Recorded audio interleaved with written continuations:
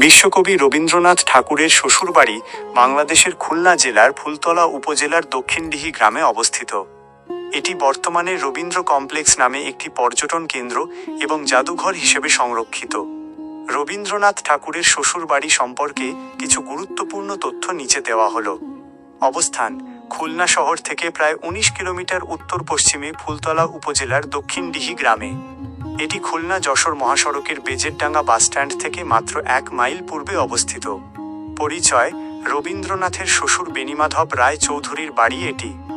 ১৮৮৩ সালে কবি এই বাড়িরই মেয়ে ভবতারিণীকে বিয়ের পর, যার নাম হয় মৃণালিনী দেবী, বিয়ে করেন। স্থাপত্য: এটি একটি দ্বিতল ভবন যা ঊনবিংশ শতাব্দীর শেষ দিকে নির্মিত হয়েছিল। ভবনের স্থাপত্যশৈলীতে ব্রিটিশ আমলের প্রভাব লক্ষ্য করা যায়।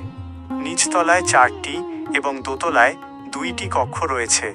পারিবারিক সম্পর্ক: শুধু শ্বশুরবাড়িই নয়, দক্ষিণডিহি গ্রামটি রবীন্দ্রনাথের মায়ের বংশের সঙ্গেও যুক্ত। তার মা সারদা সুন্দরী দেবী এবং কাকিমা ত্রিপুরা সুন্দরী দেবী এই গ্রামেরই মেয়ে ছিলেন। যৌবনে রবীন্দ্রনাথ কয়েকবার তার মায়ের সঙ্গে এখানে মামাবাড়িতে এসেছিলেন। বর্তমান অবস্থা: বাংলাদেশ প্রত্নতত্ত্ব অধিদপ্তর ভবনটি সংস্কার করে একটি জাদুঘরে রূপান্তর করেছে। এখানে কবির বিভিন্ন স্মৃতিচিহ্ন ও ছবি সংরক্ষিত আছে। প্রতি বছর ২৫শে বৈশাখ রবীন্দ্র জয়ন্তী উপলক্ষে এখানে মেলা ও সাংস্কৃতিক অনুষ্ঠানের আয়োজন করা হয়।